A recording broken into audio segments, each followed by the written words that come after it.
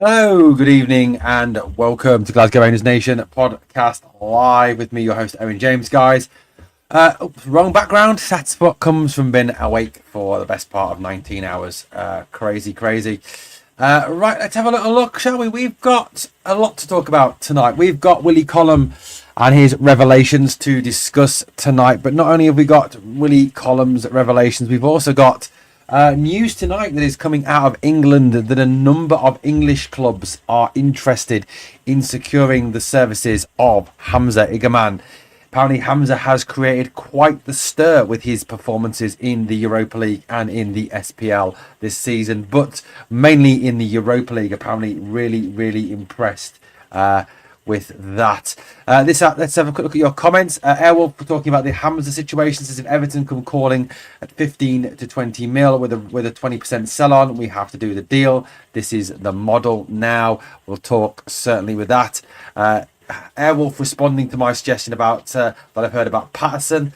I agree with the sell on. Evening D1, how you doing, buddy? Good evening, Aldo. Good evening to CJ. Good evening to Lauren. We did botch it, didn't we, with all those players there, certainly. And still can't believe Celtic fans were in the VAR room. Seriously. I mean, that obviously comes on the back of the revelation that Francis O'Connor is the member of a Celtic supporters club in his hometown, which certainly is not great at all. Not till next year we need to win the league, not finished the rebuild, says Bobby. And evening Bears. Right, so we've got a couple of things to talk about, guys. Like I said, we're going to talk about Willie Collum and what's come out today as regards the VAR decision. I just want to have my say on that. And obviously on top of the video that came out earlier. And we're going to talk about Hamza Igamane. Obviously, like I said, that stories about Hamza possibly departing the club as early as January. That will be absolutely mental if that occurred. But let's start off by talking about the whole situation that is currently still ongoing around the VAR issue. Yes, that VAR issue that is still out there, that is still causing discussion. Now, I've got to say, I have never in my life ever deleted so many comments from Celtic fans over the last 24 hours. I mean, seriously, the obsession is getting quite worrying now. Guys, if you live in Glasgow, can I urge you to call Scotland's government tomorrow and ask for the Scotland's chief medical officer to issue a medical emergency lockdown for the green and white part of the city, because there is clearly an outbreak of obsession that is getting on the cause of delusion. And it's quite scary, really. It is quite scary, guys. I think, it's almost a zombie apocalypse coming from the green and white side of the city, but it's a green and white obsession. Yeah, I like this. No one lives in Glasgow. Parkhead is Chernobyl. There we go. Scott B says Hamza's price can only rise 18 months when complete player and also get the benefits of his play. Dado referring to, I love that picture, Dado. That's a wicked picture, mate. Dado referring to Willie Collum's admission. Obviously, it was another honest mistake. Yeah, okay, I'm sure it does that. Celtic 88, obsessed with Rangers. All he talks about is Rangers. I've got to say, although, I actually saw a clip on, I was on Twitter. You know how on Twitter they've got the reels and you can flick through the reels on Twitter? And I was flicking through there. And the Celtic fans were talking about the most successful club in football tag. And just the obsession with it is just incredibly, it's hilarious. Absolutely hilarious. Hilarious. I was the first to tell you three French clubs to put a bid in from. You were, Dado. Well done, mate. Ideally wouldn't sell until 2027, to be honest. He's contracted until 2029, says Scott. Like I said, we are going to get to Hamza Igamane, so please stick with us. We will talk all things Hamza, but let's start off with the VAR controversy that's still ongoing and raging in today's situation. They do shorts. They do mean absolutely Absolutely everything to them. They are obsessed with us. But yeah, so look, Willie Collum has come out and made the statement that basically the VAR room officials got it wrong on Sunday, and basically admitted that Rangers deserved a penalty. Now, obviously, more of this will come out during the VAR review show, which will obviously be coming up very soon on YouTube in Scotland. So that's obviously a big one, but the admission that that basically Muir and O'Connor got it wrong is just incredible. It is absolutely incredible. I want to just explore that a little bit tonight before we talk about Hamza. So look, Willie Collum's come out and said basically they got it all wrong. It's wrong. Okay, it was a penalty, that they didn't obviously, they didn't get the decision right. They should have referred it to the referee at least. They should have made a statement on it. They should have done something about it. And Muir and O'Connor have both been stood down for the weekend, so that apparently John Beaton has a game this weekend, but O'Connor and Muir are both stood down for this weekend. They will both not take part, which is an even bigger indication that Willie Collum clearly is not happy with what happened. Look, at the end of the day, it is just an absolutely ludicrous situation that we are facing. We are facing a genuine situation where,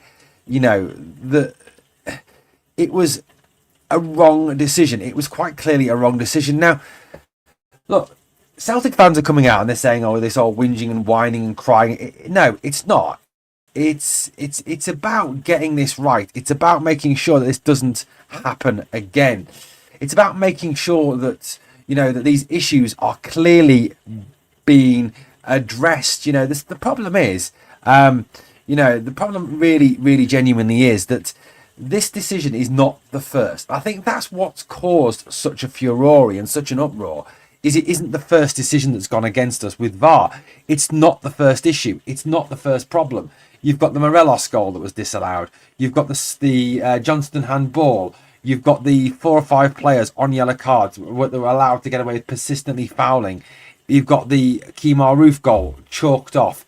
You've got so many issues there where goals and controversial decisions have occurred, and they've gone against Rangers in this game. Now, going on to that VAR incident on Sunday, here's the question. Is why did they not refer it? What did they see? What did they not see?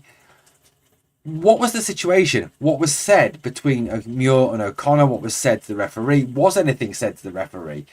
For me, the SFA do need now to come out and be as clear and as honest as possible. And that's a big shout for the SFA. But they've got to come out and be really open about this and release the audio and allow fans to hear what was discussed and what was said. Because something quite clearly must have been said. There is no way that they sat there in silence after that incident and didn't say anything. Now, John Beaton, look, nothing against John Beaton. I know how hard it is to referee a football match when you're trying to watch 4 or 5 different things going at once. The speed you have to play at, you're running, you're watching the time, you're watching what's going on, you're watching the light. You're doing 100 jobs at once, and it's difficult. But the VAR has been put in place to alleviate the stress on referees, to help referees to get decisions right and to do their jobs, which is a positive. And you look around Europe and you look at some of the other situations, in the Euros where VAR intervened and did it brilliantly. But it seems that in our games and in Scotland in general, VAR is not helping at all. You had the Engels one the other month where he stamps on a player and it comes back as nothing. It's fine, leave as a yellow. But going back to that Sunday incident, what was discussed? What was said? What was actually said between Muir, O'Connor and the referee? Was anything said?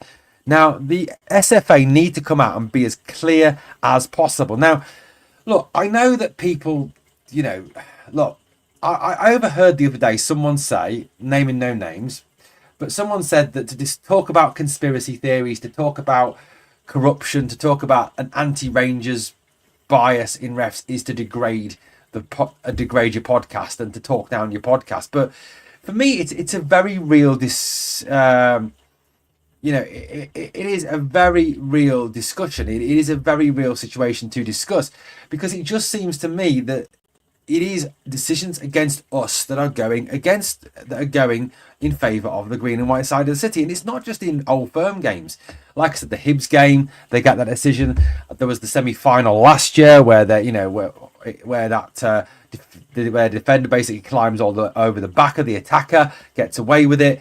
There is a real issue there, and something needs to be clarified here. Now, if the SFA have got nothing to hide, if there is nothing at all to hide in this whole VAR situation, there is nothing that has been said or done that is underhand, then the SFA need to come out and clear it all up and say, right, here's the audio, this is what was said. Yes, they messed it up. Yes, they were wrong, but they were just incompetent. They were just not very good at their jobs, and they just messed up. There was nothing else there, okay? But there is always going to be that suspicion from Rangers fans, rightly or wrongly, that these decisions are taken because there is a bias to the green and white side of the city from certain match officials and certain VAR officials. Certain, people. I mean, let's just name names here: O'Connor, Clancy, Walsh. We've all got our suspicions. We all believe, rightly or wrongly, that Clancy, Walsh, O'Connor all give decisions in favour of Celtic because they're Celtic fans. That's what we believe. Whether that's right or whether that's wrong, I don't know, because I've never talked to Kevin Clancy. I've never talked to Francis O'Connor. I've never talked to Nick Walsh. I don't really want to. But, we've got to kind of get a clarity here. We've got to clear this up, because it is a stench that is down. And look, people can say all they want, and they can sit in their ivory towers in their glass windowed places and say, oh, you can't talk about that on a podcast, because if you talk about that on a podcast, you're feeding the frenzy, you're degrading your podcast, you're looking blue-eyed, you're looking one-eyed, you're looking whatever. No, it is genuinely a topic that is coming up and a discussion that is happening amongst Rangers fans.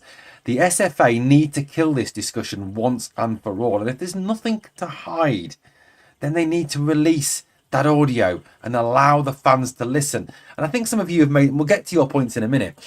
I think some of you have made some brilliant points tonight in the pod, in the live chat, when you've talked about being more like rugby, more like America, in terms of talking to the fans about what is happening.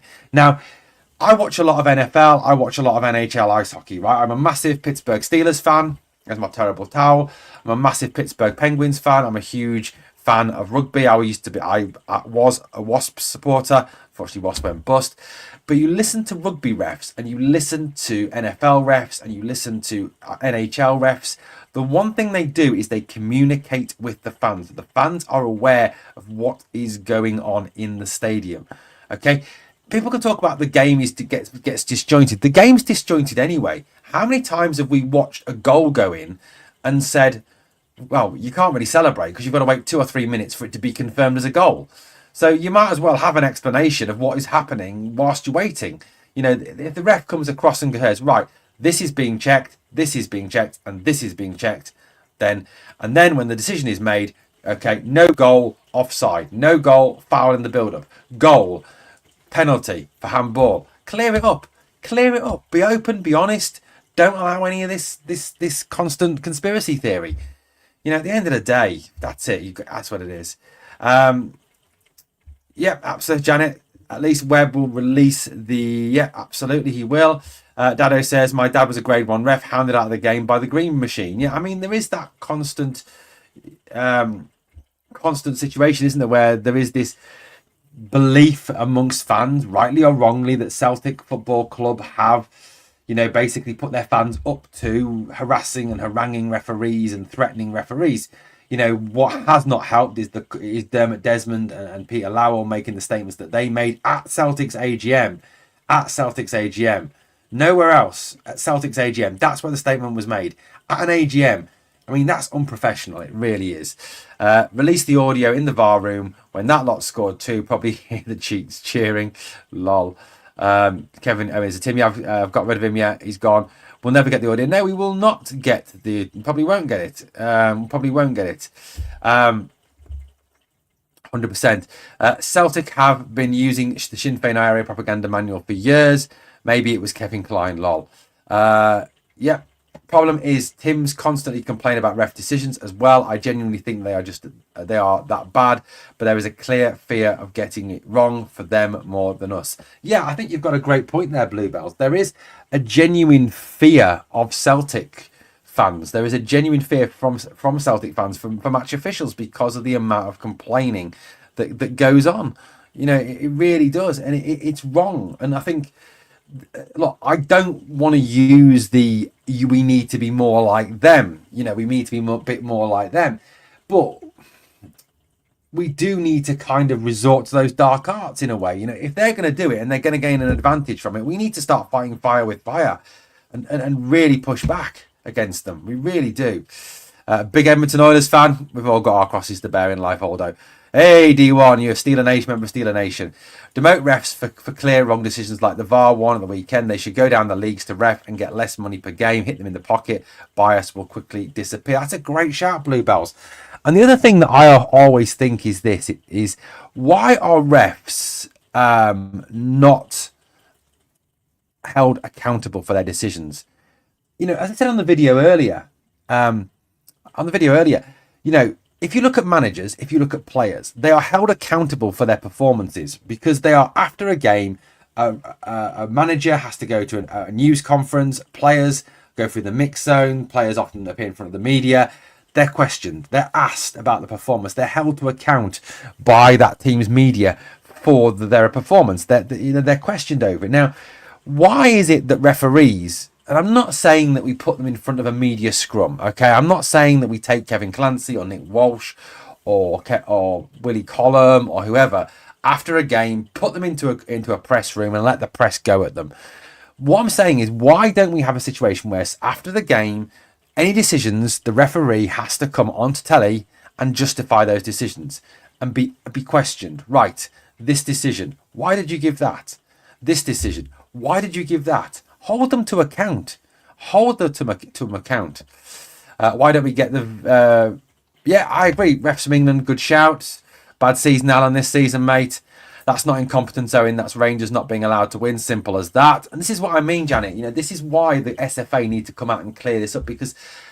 And, you know, people can talk on the podcast about saying that you shouldn't talk about this because it's not corruption. It's just really being really bad at your job.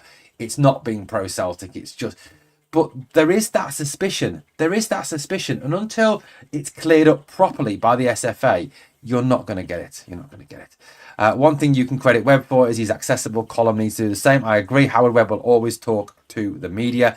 And it's not Collum that I believe should talk to the media. It's the actual match officials that should talk to the media. At least one member of the media after the game, they've got to come and, you know, talk for their decisions. You know, not every decision, but the key decisions. Right, this decision here, show them on the monitor. Why did you give that? Let us know. And I think for one reason is it's going to hold them accountable. It's going to make them think more about the decisions they make. If they think, shit, I'm going to be asked about this after the game. I'm going to be questioned about this. People are going to want to know why I've made the decision. And secondly, it will help fans to understand refereeing thoughts. It really will. It will help fans to start to understand why referees think the way they do. And I think that is another positive. He certainly is, Aldo. Conor McDavid is some player. Not as good as Sidney Crosby, but certainly some player. Dado, we all have our crosses in life to bear, mate. We all have our crosses in bear. Yes, it worked for them, Robert. It certainly does. This is what I'm saying, mate. If it's worked for them, why don't we... We can't beat them, join them. Why are we constantly going for the moral high ground? It isn't helping us. It's falling apart, and it's not helping us, is it, at all?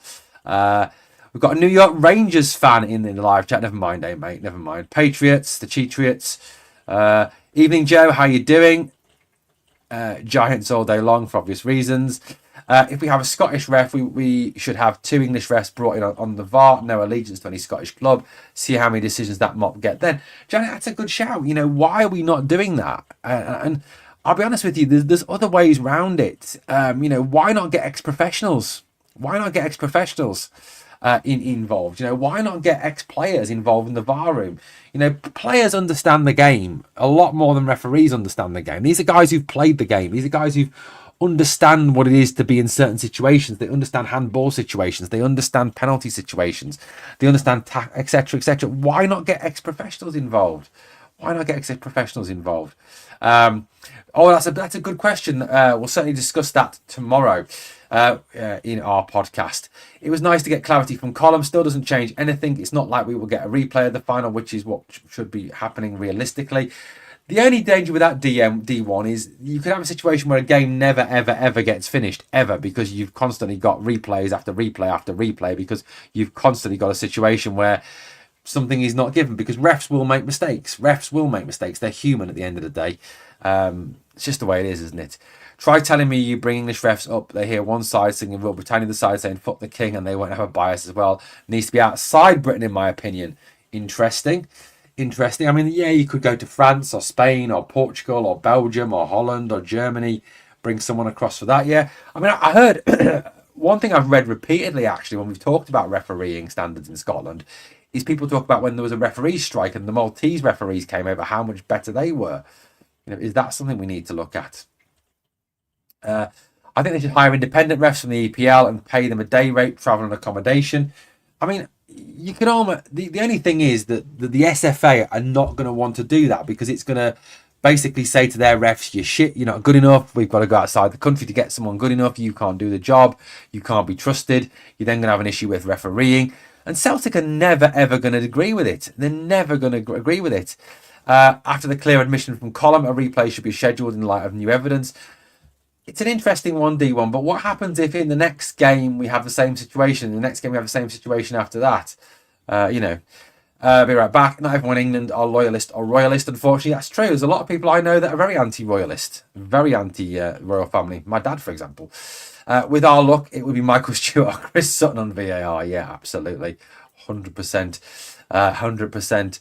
Higher refs from Sunday League, they'd be more capable, I suspect. Mate, you're probably right, the loyalist. You're probably right, mate. You probably could go down the pub and find someone who could referee a game a lot better than some of the referees we have in Scotland at this moment in time. But this admission from Collum opens up, I think, a whole bag of worms, a whole can of worms in terms of where do we go from here? How do we clear this up? How do we get this sorted? How do we make this, work in terms of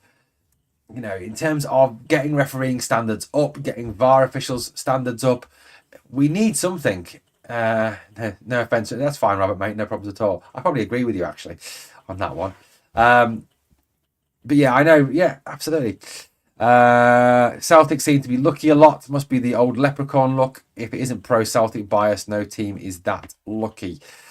I mean, there's that situation, isn't there? I mean, look, I think, if you went outside the old firm, the only situation there is if you went outside the old firm, you'd have fans of Aberdeen, of Hibs and Hearts and Livy and St Johnstone saying that the old firm get all the decisions and it's not fair because Rangers and Celtic get all the decisions, in these games. So, there is a wider argument to this, but I do believe there needs to be a more open and honest principle behind these games, a real open and honest thing. And the refereeing standards do need to be raised. I think something needs to be done with VAR, whether that's getting ex-pros into the room, whether that's getting specialist VAR officials. What that is, I don't know. But what we're doing at the moment isn't working.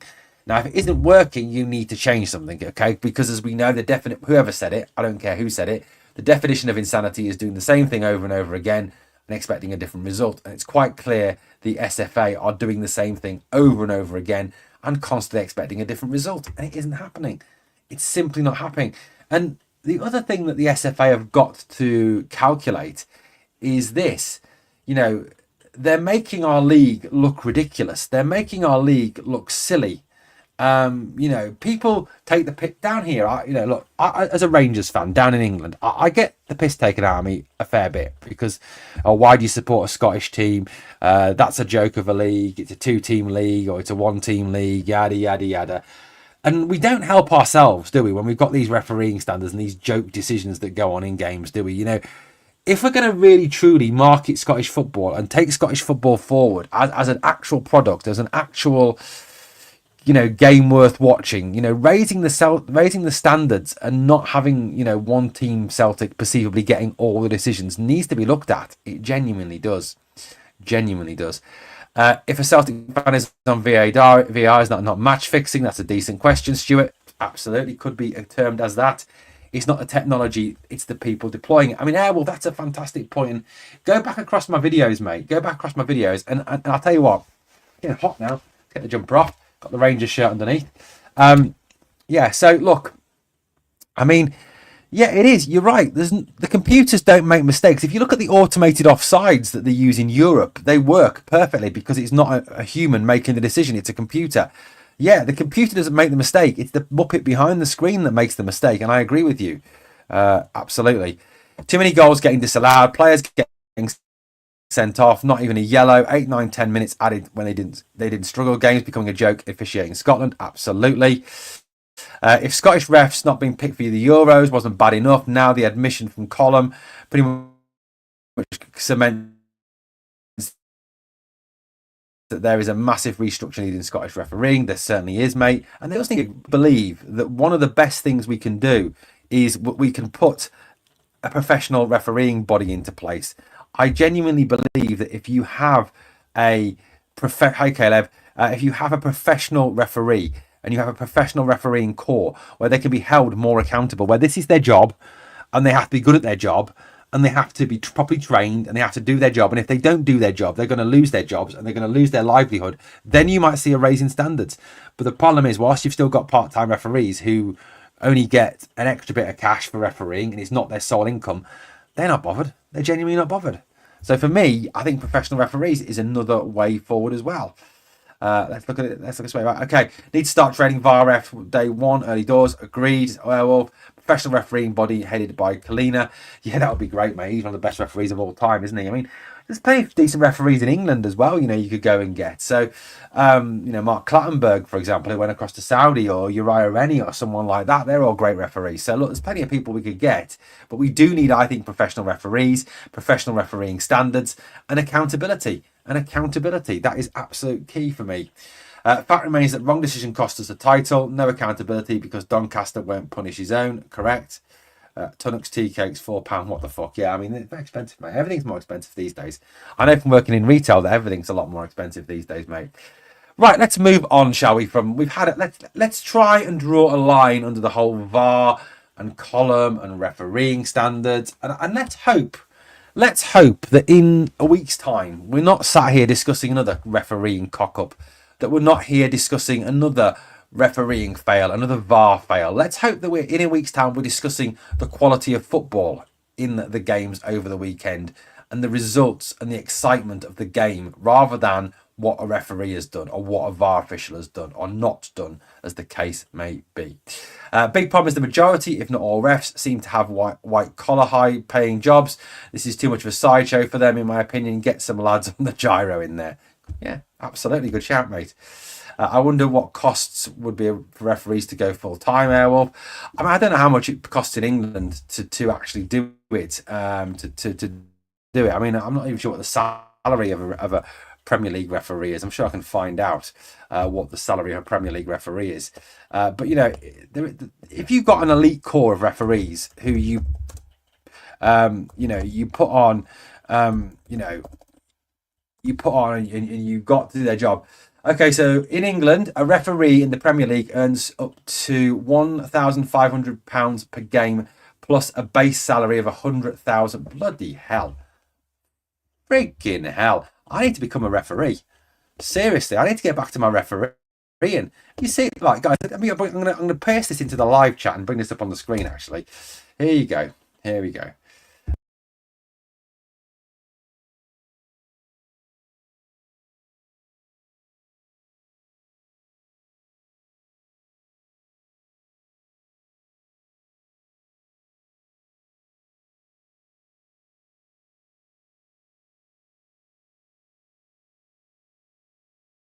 I'm not saying for a minute that we pay our referees 100 grand a year and we pay them £1.5 grand a game, because I don't think that as an FA we could afford that. But why don't we at least offer them pay something, £50,000, £60,000 a year, plus say £500 a game? We're not the English Premier League. We haven't got English Premier League money, but why can we do that? We all hope that Clement can turn it round. Last time we asked for audio from Vi, got lost. Weird that. Weird. If you want to say if the EPL are going to constantly trying to grab our talent, then they must pay through the nose, not 10 million. Everton, we want 20, and you can keep Patterson. Okay, good shout. Right, okay, let's move along. Let's talk Hamza Igamane. Okay, Hamza Igamane. Right, so I just want to share a few things with you about Hamza Igamane. Okay, let me just share a few stats with you about Hamza. Hamza Igamane, I don't know if you know how well he is playing at this moment in time. Away from the eye test. Away from the eye test, okay? Away from the eye test, okay. So, let's have a look at some figures for Hamza Igamane, shall we? Okay, so the 22-year-old has only started 2 European games for Rangers. Okay, so he started 2 games for us.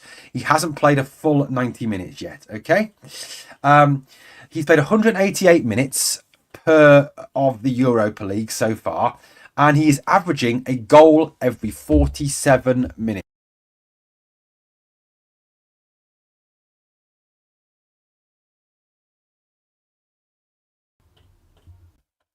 So a goal every 47 minutes, okay? So a goal every 47 minutes. That is pretty amazing.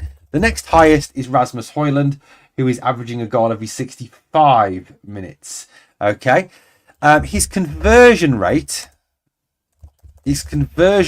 of shots to goals is 67%.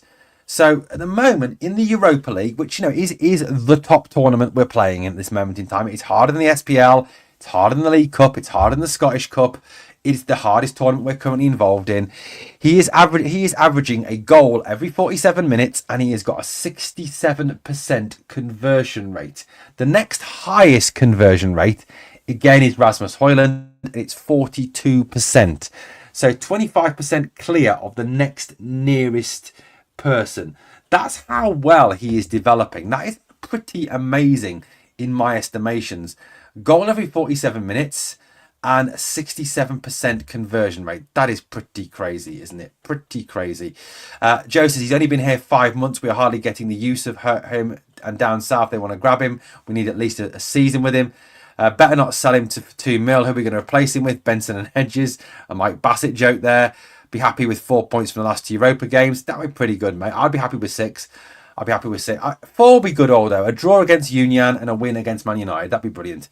I'd love it. I'd love it to beat them. So what's the story with the team we got Igamane from? Are we trying to set them up as a feeder club? I don't know. I've got to find that out. I haven't found anything about that.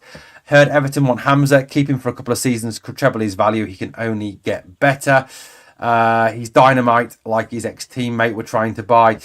So it's not just Everton that are interested in Hamza Igamane. There are 6 English clubs apparently interested in the purchase of Hamza Igamane. West Ham, apparently, Bournemouth, Newcastle, who else? Everton, obviously. I can't remember the other 2 now. And there are some other clubs, some foreign clubs as well, that are allegedly interested in Hamza Igamane. Now, like I said, his stats in the Europa League are brilliant, absolutely brilliant.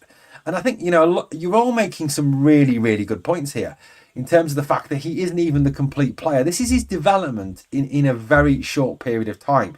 This is his development in 5-6 months at Rangers. That's all he's had, 5 to 6 months. And this is already him being sniffed around, in France, in England, and clubs supposedly wanting to put a bid in for him. And look, I agree with a lot of you. I genuinely believe that if we hang on to Hamza from the 12 to 18 months, his value is only going to get higher. I mean, if I'm being wholly honest, the only striker I would consider selling in January is Cyril Dessers. I think Dessers badly needs to be moved on. I don't think for me, it's just time he went. It's absolutely time he went. If you look at him as a player, he just has too many gaps in his game. He just has too many problems in his game. He really is. I think we've all tried to have patience with him, but he's frustrating. He's inconsistent. He doesn't score enough goals. He misses a lot of chances. I mean, his conversion rate is not 67%, for example. I mean, that's quite clear. It's quite clear. He's something special. No chance we sell. We got to sell at the right time. Agreed. Question, is Suter a wee bit soapy? Injured. He is injured, Robert. He is injured and out for several weeks. I did release a video on that earlier this week. Then they can pay a high price. We can't lose. If we say 20 mil, they have to pay. We won't be upset if he stays with us. Agreed. Agreed. Anyone heard from RFC 1872? Yeah, I haven't heard from him in a long time either, old guy. Same way I haven't heard from Rosie in a long time. Guys, remember, please, obviously, if you're watching the podcast, if it's the first time you've come across Glasgow Rangers Nation, we are free here. We don't charge you for content. So please, obviously, subscribe. Please, obviously, ring the bell. Please subscribe. We are looking for 7,000 subs by New Year's Day. We're looking to go full time here eventually. We've got to get the views up. We've got to get the subs up for that to happen. Support the channel as well if you want. Donate some money through super stickers, super chats, and become a member. 99p. That's all. We don't get anywhere near enough super chats here on this channel. We try and keep our good players until we are playing that mob at their own game instead of selling and going backwards again. I agree. I'd say 40 million for him just to scare off offers. I mean, yeah, if you don't want to sell him, Stuart, that's the price tag you put on him. But I think, if it is that teams are looking at him already and looking at him for January, I don't think that January is a realistic option. I genuinely believe that if we sell in January, it's a massive mistake, especially as that probably means that Cyril Dessers stays. I mean, the only way I would sell him in January is if someone give us 20 million for him. If someone comes in and says, we'll give you 20 million for Hamza, you know what? You've got to take it.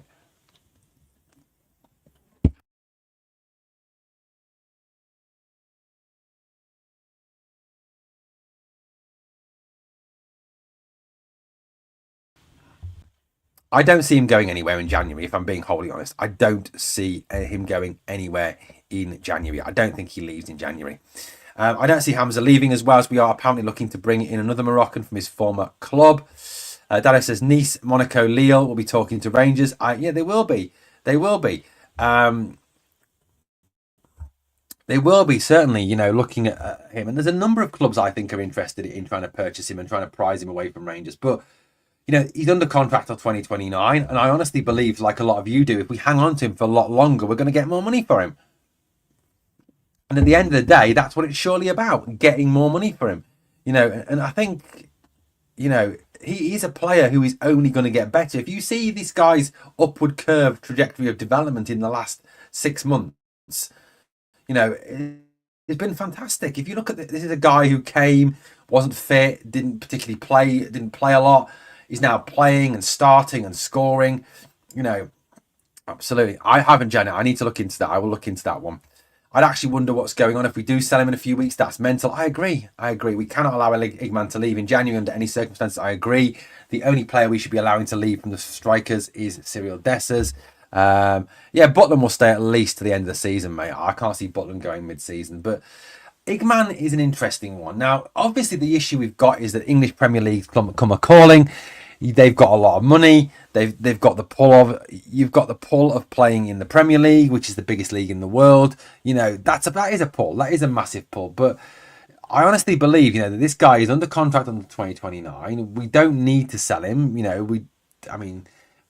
If 20 million bid comes in, 25 million bid comes in, then we've got to seriously consider it. But I agree with what Robert says. We can't allow him to leave in January under any circumstances. If you were going to sell him, you sell him in the summer, because I think he'll be worth more in the summer, because I think he'll have a great second half to his season, and I think he'll really kick on, and we'll see how good Hamza really truly is. So for me, this is a no-brainer. We cannot afford to sell Hamza Igamane. We definitely cannot, and it would be unbelievably bad to do that.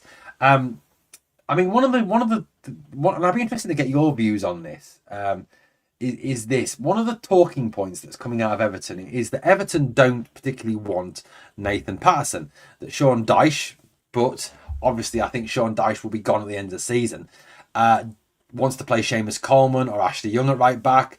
Seamus Coleman's 36, Ashley Young's 37, which you've got to kind of question the knowledge, the wisdom behind that. And Nathan Patterson is not part of his plans. Now, one of the things that seems to be coming out of Everton at the moment and out of Merseyside media is that the fact that Everton are offering cash plus Patterson Could that be a pulling point that Everton would take Nathan Patterson back as the long-term replacement for James Tavernier, and we get money? So could that be something that tempts us? I mean, I'll be honest with you, I don't think it does. We've got Dujon Sterling. Look, I like Nathan Patterson as a player, and if it was just buying Nathan Patterson, absolutely, I'd take him. I'd take him back in a heartbeat, but I wouldn't swap him for Hamza. And the other thing I'd say to Hamza is, mate, look, listen. At the moment, you're getting interest from West Ham, who are shit this season, from Bournemouth, who are mid-table, from Everton, who are shit this season. Stay with us. 12 to 18 months, keep playing as you're playing, and I'll tell you something, you're going to start to have top 10 English clubs looking at you. You're going to have the likes of Spurs, you're going to have the likes of Chelsea, you're going to have the likes of Aston Villa, you're going to have the likes of Nottingham Forest looking at you, and then you're going to be having a chance to play European football. Then you're going to have a chance to compete for Champions League. Mate, seriously, stay with us for the 12 to 18 months, raise your value, raise your profile, and then in 12 to 18 months, if a bid comes in for you, we'll accept it. You can go with our best wishes to England for 20, 25, 30 million pounds. Because I honestly believe that's what he will be worth in that length of time. Let's be honest, most players use Rangers and selling a stepping stone to Premier. Look, mate, I'll be honest, Aldo. I don't, with the exception of Real Madrid and Barcelona, I don't think there are any clubs in the world that are not stepping stones for the Premier League anymore. I think the only two clubs you would say in world football who are not stepping stones to go from their club to the Premier League are Barcelona and Real Madrid. They're the only two clubs who consistently, year in, year out, have shown they can compete with Premier League clubs. Possibly Bayern Munich, but even they've sold players to the Premier League. So, I would definitely say that Barcelona and Real are probably the only two clubs in world football that are not stepping stones to the Premier League. Have Everton been? I think there's still instalments outstanding on this, Stuart. We could obviously take that off the price for them. The only way we should let Hamza leave is if the offer clears our losses. Well, I'd want more than 17 million for him, mate. I watch all the French football pods. Fabulous.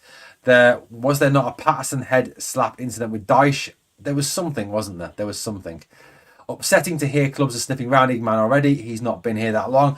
This is the problem, John. When you have a very talented young player who's doing well, who's pulling up trees, who's playing well, who has this unbelievable Europa League record, and this is that. Just a reminder, that's his Europa League record: goal every 47 minutes, 67% conversion rate. You're going to get interest from Premier League clubs. It's just the way it is. Premier League clubs are going to come up and are going to come after him. Certainly they are. So yeah, I would say that it is. Yes, it is upsetting that we could lose him. But yeah, absolutely. Patterson can't get a game before two old geezers. That's true. Would rather play in the English Championship, lot more money. Stuart, they were struggling for cash and were not paid in full. Patterson, that's right. Then they haven't. They've been paying in instalments, haven't they? Just got Morelos slapping down Scott Brown in my head there. Lol, talking about slapping that. We've got to love that one, mate. Gotta love that one from the past. Yeah, heard about it. Not up to speed on full details. I want to put in a loan bid for Patterson. I mean, Dad, that's certainly something that has been discussed, is a loan bid for Patterson. I certainly wouldn't take money plus a loan for Patterson, for Igamane. But I really do think that someone from the club needs to be sitting down with Hamza and saying, look, there's interest in you from England. We know that. But in 18 months' time, you're going to be attracting interest from the top 10 clubs, from the Spurs, from the Chelseas, from the Arsenals, from the Newcastles, from those big clubs in England. So that's certainly something we should be doing. Certainly seems to be us way we should be doing. How are they going to pay for Igamane when they haven't even paid for Patterson? They've got new owners now, Geordie. They've got new owners. They've got new owners. Greedy takes over these young players and they drop out of the picture altogether. Yeah, I mean, this is the other thing, I think, this is the other thing you've got to think about. And this is the other selling point is, Hamza, you go down south, mate, you're not going to start every game. You're not going to play all the time.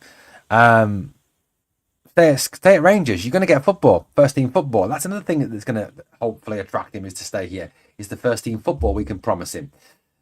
We have Tav, we don't need a right back. Very funny, Scott, very funny. My local team, Plymouth, haven't got much money. You've got Wayne, that's because Wayne Rooney eats it all, mate. With the boardroom shuffle, who would deal with Eddie Bids coming in? It's the old lot I fear. Yeah, true. Absolutely, Hamza should stay with us, barring an astronomical offer, 20 million plus, but that's not going to happen.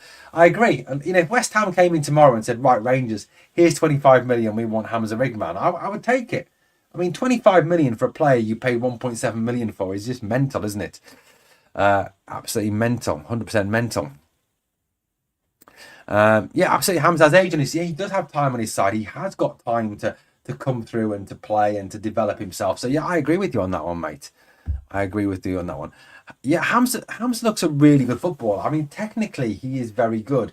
His control is good. His movement is good. His appreciation of space, his appreciation of where the players are. His ability to finish. He is a quality player, and we were told, weren't we? I mean, I think we really should have listened to Niels Coppin and Philippe Clement when we said, when they asked, well, why did you buy Hamza Igamane this season when he was a project at the start of the season? Because we wouldn't get him for next season. We wouldn't be able to afford him next season.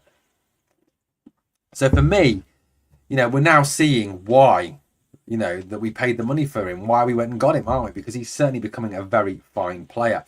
Well, there's no way we can compete with the EPL teams and the finances they have available. It's a problem. Johnny, it is a problem.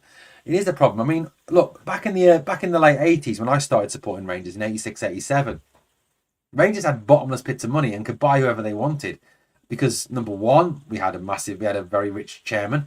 And number two, because English teams were banned from Europe at that point, so when we weren't. So, there was that pulling point to go and play European football in Scotland and not have to go too far from home.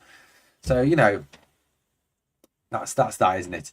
Well, yeah, absolutely. So Dado says Rangers still owed over £1 million. We are owed money by Everton, and their new owners need to settle that debt. They certainly do.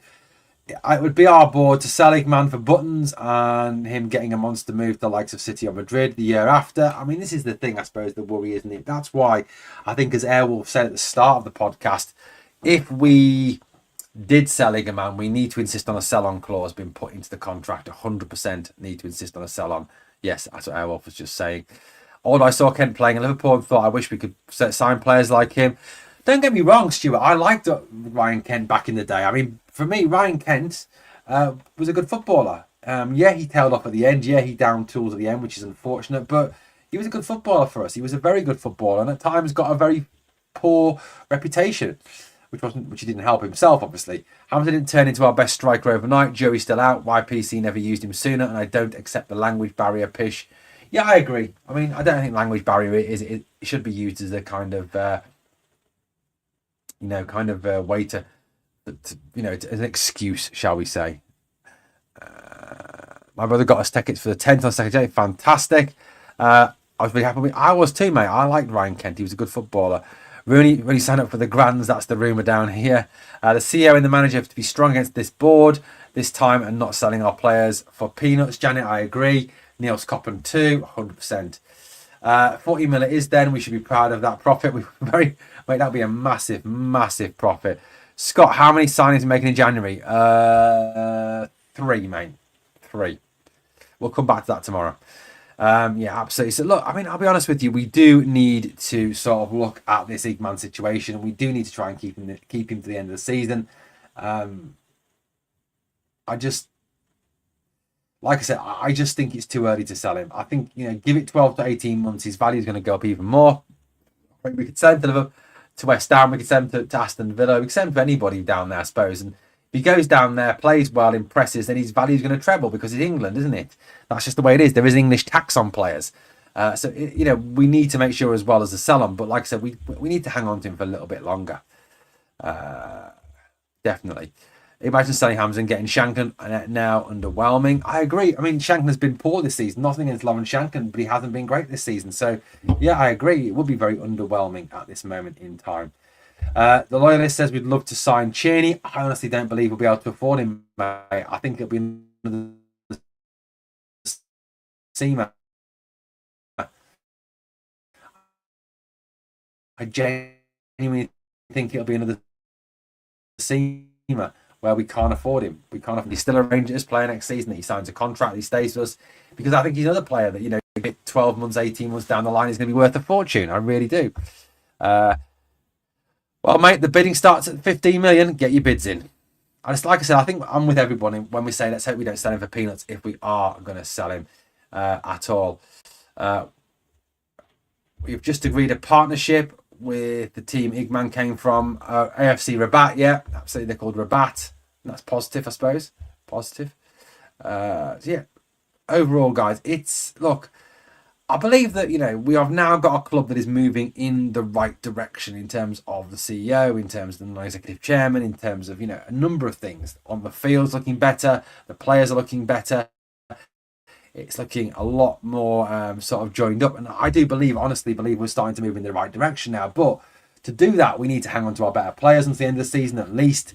We need to make sure that if we are going to go for this model of selling players on at a higher value, that we are looking at all the options. We are not isolating ourselves with our favourite options, and we are looking at lots of different bids for these players. 100% agree on that one. Yeah, I know. Yeah, hopefully we hear from him soon. In for a centre half from Rabat as well. We'll have a look into him soon. We have a spine at last. We certainly do. I mean, Raskin is definitely one of the big there. John Souttar, I think, was a massive miss on Sunday. I think if Souttar plays, he probably don't concede 4 goals. So, look, yeah, I agree. We have a special player at Rangers again. We can't just sell him after 3 months. Lol, I agree, Stu. We can't. We just cannot sell him. It's just not realistic, is it? It would be a ridiculous move by the board and a ridiculous move by the club to allow a player, who has just started to settle in, who's just started to play at his best, to be moved on at the end of the season. That would be absolutely ridiculous. I agree with you on that one. 110%. Stuart says Igamane is different to Morelos and co. You mean in terms of his attitude, do you mean? Because physically he looks a lot like Morelos. Well, his muscle, I think, rather than whatever Alfie's was. If Raskin gets injured, and historically that's a high probability, we're fucked. Says, I think for me, mate, number 6 is a position we need to look at in January. Go and get a number 6. I think that is a definite for me, mate. So yeah, I agree with that. We do need a number 6 in January. We do need to look at trying to get in a decent player in January to play that 6th role as a backup to Raskin as well. Because I'll be honest with you, it is a worry. It is a worry. I think we are still light in the midfield area. I still think we're missing, at least 1-6, a winger we're missing. We're missing a 10, I think, as well, to back up Hadji. We're missing a striker. We're missing a number of different positions. Board giving away players on free loan criminal and selling them for peanuts. Compare how much we bought them for. The board have been a joke. I mean, you're not going to get any argument from me on that one, although the board are a joke, 100%. The days of Rangers getting sold at bargain basement prices must be over. We need the money. Agreed with that one, 100%. We made and messed it up all up with not selling Morelos. I agree with that, mate. We could have got an absolute fortune from Morelos at the height of his powers, and we absolutely failed 110%. Yes, I don't either, Aldo, mate. I don't either. I mean, I feel about as safe as a buffet around him. That's a good shout, Dado. Good shout. According to reports, we're looking at a Croatian number 6. I mean, yeah, we are looking at players, I think. I think there is already scouting taking place. There is already a situation where the key players at the club, the key people at the club, Clement and Coppen are sitting down looking at targets. I really do believe that, 100%. Yeah, I hope he stays with the fish and chips. Me too, Maze. Right, guys, that is it for tonight, as I am absolutely shattered. I've been awake since 1:30 this morning and done a 10-hour shift at work. Thank you for watching Glasgow Rangers Nation. It really does mean the world to me, guys. We look to take this channel on to the next step in the new year. What would you like to see? How would you like to see the channel develop over the next 12 months? Look, I would love to be sitting here in a year's time, doing this full time, bringing you 2 lives a day, bringing you videos, bringing you live streams, bringing you watch-alongs, bringing you all that great content. But at the moment, I just can't quit my job because I need the money to pay the bills. So obviously, all the help we can get, the best for you. Thank you, Alan. Thank you very much. Right, okay, guys. Thank you very much for watching. Please, on the way out, if you can do me a few favours. Number 1, smash the like. Number 2, smash the sub. Number 3, drop me a comment. And number 4, drop me a share. Thanks for watching. As always, on the way out, remember, one Rangers family, we may fall out, but we'll always, never, ever stop being the thing that I always say, which is we are the people.